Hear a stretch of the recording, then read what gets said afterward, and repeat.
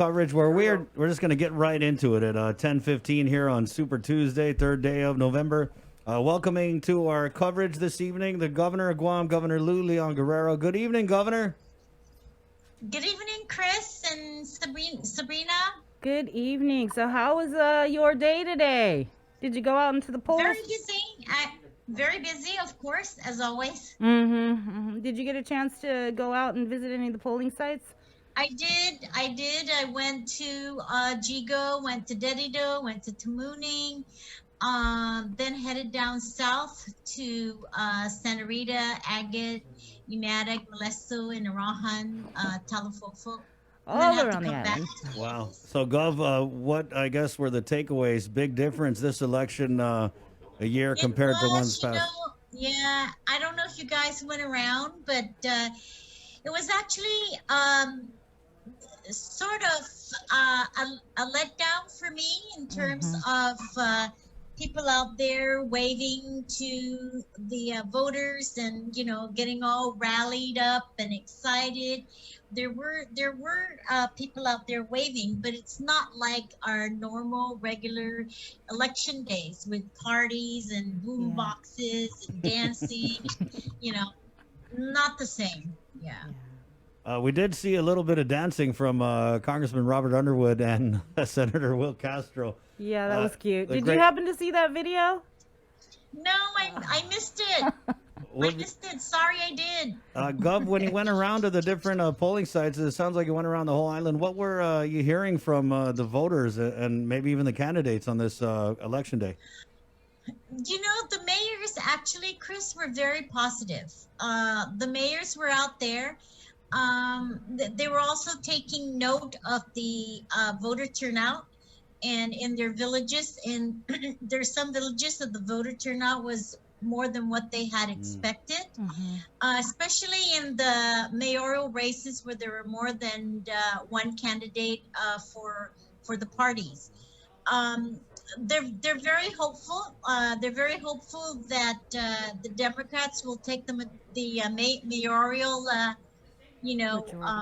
seats. And I didn't really see very many senatorial candidates out there. I saw Tina, but again, it was in the early afternoon, and maybe they were out later. I heard that later Jigo and Dedido was really busting in terms of voter coming to vote last minute. So that was also, I think, a good thing.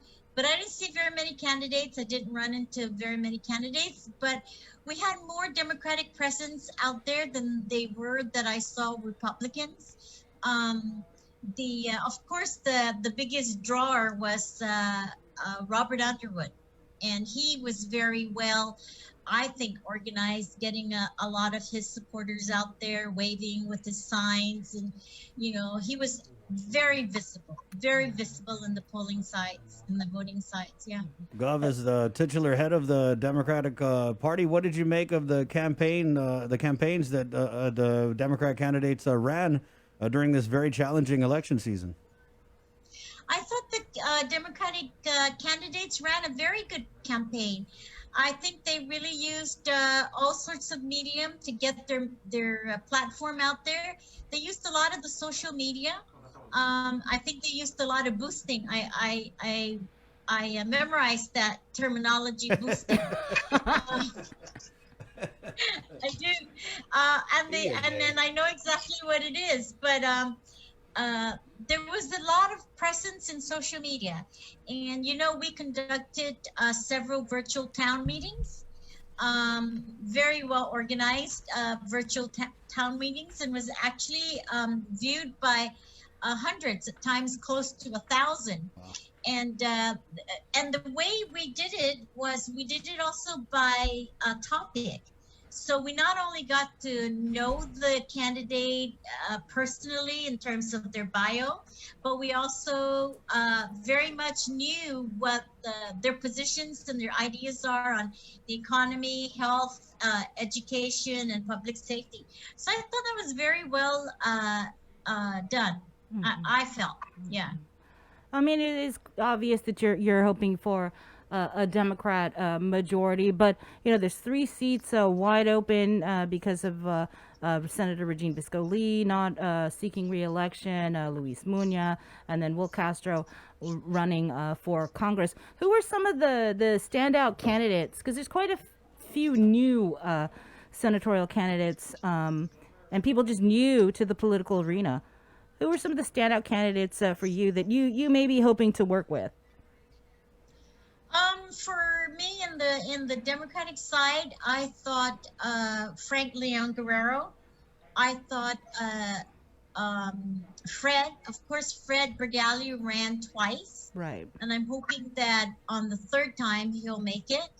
And then, of course, there's John Ananich was another new candidate that I thought would possibly be able to make it. In the Republicans, of course, you had the Tony Atta and Frank Bloss Jr., and of course, former Senator Joanne Brown. The new ones, there were a lot of new ones in the Republican that I didn't know.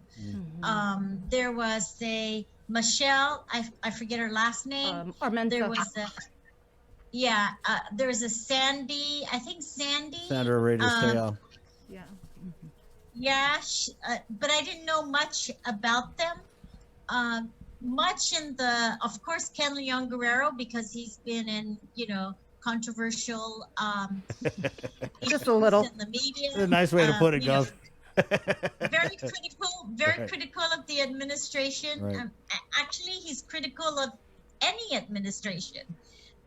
Nothing seems to go right for him.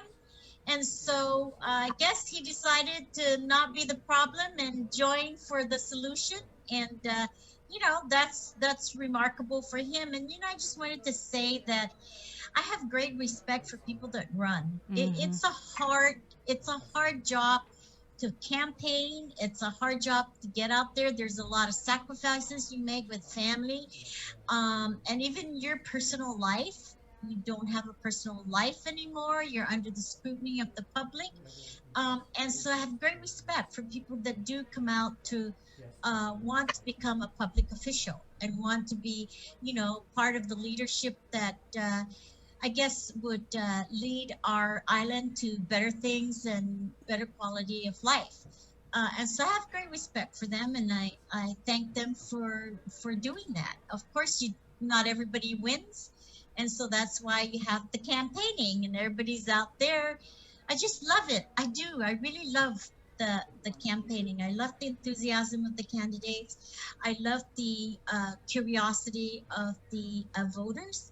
And, I think we're going to get good voter turnout this election, just from hearing what the turnout is in the various villages. So. And as you made your way around to the different polling sites, what were some of the concerns and issues you heard from voters today that they would like our new batch of elected leaders to focus on? Aside, obviously the pandemic. Yeah, yes, absolutely. That was top of the mind. I think also healthcare was really a concern for them, seeing how, our hospitals being a bit overwhelmed by this pandemic crisis. But public safety remains to be also number one. And so, the very basic ones. On the federal level, they want to make sure that we are well represented in Congress and want to make sure that we have good communication and relationships with federal partners, and also someone that can work well with the leaders here in Guam, both from the legislative branch and also, of course, the executive branch. Governor, there was an exit poll that came out earlier today, and I don't know if you had seen this, but predicting a Democrat majority, likely 9-6, maybe even 10-5. You mentioned Ken Leon Guerrero and the Republicans very critical of your administration during this campaign. But when you saw this exit poll and you saw that Democrat majority, did you feel maybe a sense of validation? Obviously, you were happy with that, right? I did, and I hope it pans out to be, the truth, right? And I hope it pans out to be what it is. Yes, I think that would show sort of a demonstration of our administration's, organization. And because we did actually, Chris, get out our people. We organized our machinery, and we worked with the various village leaders. We did the whole thing, Right. phone banking, getting 10 votes for each of the teams that we set up. We set up a lot of teams headed by key people whose responsibility is to make sure that their people get out and get 10 more people. Wow. So again, it was a very well organized machinery, which gives me, of course, great comfort in the coming 2022. How challenging was that, Gov? Because, like you had said earlier, a lot of these campaigns very heavy on the social media, but at the end of the day, social media doesn't show up to the ballot box, right? So that ground game, that village presence, the village leaders, all of that, really, I think, a huge factor. So was it challenging, kind of getting out there and making those phone calls and meeting with people and getting those votes for the party? I think it was, like riding a bicycle, because that's what we did during our campaign. Yeah. And to me, it's a practice drill for us for 2022. And so people already have their teams all set up. We still had our support list. We still had our phone tree list. So it was just a matter of updating it and getting people out there to make the phone calls. Gov, I wanted to talk about the presidential election, and if you've been monitoring that, because we've been seeing the videos. People are boarding up their businesses. It just seems like a scary situation with what's going on in the mainland. It is. I just wanted to say, I wanted to say when I was talking about voting, and how also the whole voting system out there in the U.S. is being also threatened in terms of its integrity and in terms of its ability to make people to have access to the ballots, and to make sure that people are very much convenienced in voting, right? The mail out voting, ballots, and so forth, and that's all being, I think, threatened through intimidation, and it's, I think, very unconstitutional in my mind. Whereas here, we very much respect our sacredness to voting, and we try to make it as more convenient as possible. You saw early voting, but yes, the presidential race, I've been tracking it very closely. It looks like Biden is going to win. They're talking about the major battleground states. Florida, Pennsylvania, Michigan, and of course they're looking at Arizona also. Arizona hasn't voted for a Democratic president, I think, since 1996, and other states also. And I think, Sabrina, I think people in the U.S. they're angry, they're upset. And I was listening to one of the commentators, and they're saying that the African community come out when they're upset, when they're angry, and they come out and they use their voice and their vote to be representative. So they're saying there's probably going to be a big turnout with the African community. And I can just remember Michelle Obama, where she was telling people on the day of the voting, bring your chairs, bring your water, bring your food, bring your sunblock.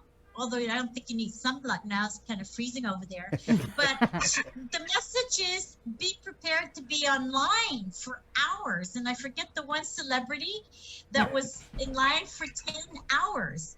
You guys probably know him. But, comments like that and experiences like that, it shows that the American people are tired. They're tired of the divisiveness. They're tired of the intimidation. They're tired of what they feel is racial profiling. they're just tired all around with the way the current president is running the government. And even military people, when I talk to them, they're supposed to be very neutral and they won't take one side or the other, but they understand exactly what the people are going through. Right. So it's going to be very interesting, and maybe it'll take days till they determine. But they're also very concerned that the minute President Trump knows that he is not the winner, that he's going to take things to court and he's going to, boggle it down in the court system. I don't know how that's going to work because you have to have a president by January. Yeah. So I am also looking at the Senate, because there's some seats up. Lindsey Graham's seat is being challenged by Jameson. That's also a very close race, and so people also are concerned about how the Senate is reacting to the public, to the people. Yeah, especially over the pandemic. The passage of the third package that didn't happen. Governor, we've enjoyed some access to President Trump through the Republicans on Guam, but what do you think a Biden victory would mean for the island in terms of accessibility for your administration and the White House? I think it'll be also just as accessible. I have to say though, Chris, that I had no problems accessing the White House. And I think that's because of my membership with the National Governors Association. So I was able to meet the various secretaries of the White House, and I went to dinner at the White House 2 times. Jeff, my husband, had lunch with the First Lady and we had lunch at the house of the Vice President, and it was a very intimate, small, and I got to speak to Vice President Pence. I got to speak to the Second Lady, and so there was that access, and also I had access to a lot of the military. The Secretary of Defense was here, the Secretary of the Navy was here, Secretary of HHS, various key people, access to the Secretary of Education, and also for the small business. So I had no barriers at all being a Democratic governor. Good point, Scott.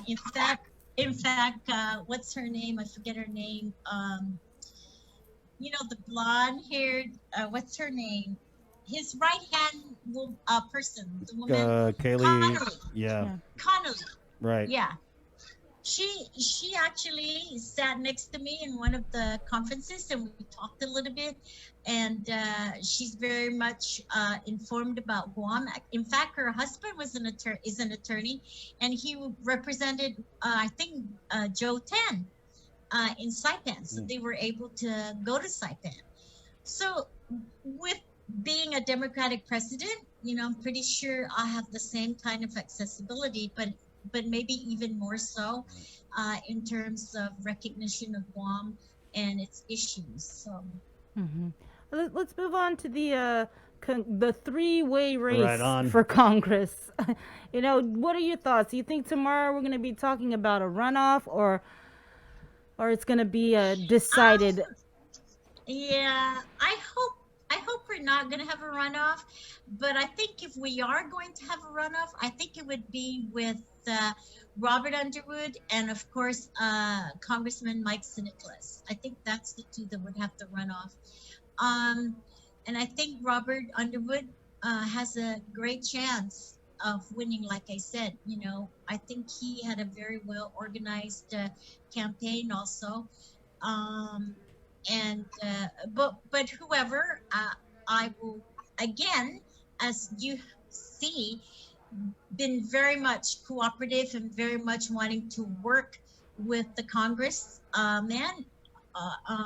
Unfortunately, our Congressman Nicholas thought differently, and so that was a barrier. I think I'm very sad that that didn't happen, because I think we could have done more for the people of Guam. So I'm looking really for a congressman that would be very much a team player, and very much work with not just our administration, but also with the senatorial, the legislature. We have to, Chris and Sabina, that's how we get things done, Right. you know, through policies and legislative work. That's how we get, again, known over there in Congress. And there's a lot of challenges coming ahead. There's a lot of military activities being here in Guam. I just met with the admiral telling, actually the Consul General of Taipei was telling me they also want to start doing more work with us, business with us. And that's because we are strategic, in a very strategic location geographically, you know, anywhere from our point to anywhere in the Pacific, in the Asia, we're only like 4 hours away from very key cities. So geographically, that's a positive for us, and I think we need to take advantage of that as much as we can to provide, you know, more resource for our people and to strengthen our economy that way. Right. And you know, whoever is elected by the end of the night or early in the morning, you talked about it's a lot of hard work running, but once you're in, It gets harder. It's a lot of work. right, Yeah. right. The work begins. The work begins. And you know, it's not just moving policies, but it's how you relate to the policymakers there in DC, and how you relate to the White House. You know, it just amazes me. I just have to tell you a real quick thing. Congresswoman Berdalio, you know, she's my liaison person over there. And whenever I go over there and we go through the congressional halls, my gosh, she's still very much recognized there. Oh, Madeline, how are you? We miss you, you know, and that's very important. Then when we went to the Pentagon, these heads of the Army, the Air Force, the Navy, they all say, oh, Madeline, thank you for coming again to visit us, you know. So it's really the politics of relationship, and the politics of working with them, and the politics of letting them know what Guam is all about, you know. And hey, you know, the head of the Marines told me, you know, your Congresswoman Berdalio, the very wise advice she gave me is know the people, know the culture, and know their environment. So those are all keys. Those are all very key ways to move forward our island. Right. Gov, I asked you what you thought of the campaigns that the candidates on the Democrat side ran. I just want to get your reaction real quick on the campaigns that were run on the Republican side of things. Again, very critical. Was there ever a moment where you felt attacked, maybe personally? And what were your thoughts on the type and the tone of the campaigns that we saw from the Republicans? I never really felt attacked by the senators, you know. Of course, you know, they would make their point, and they would bring out what they think the ideas are, or, you know, critical of of some of my decisions. But I did feel very much attacked by the Republican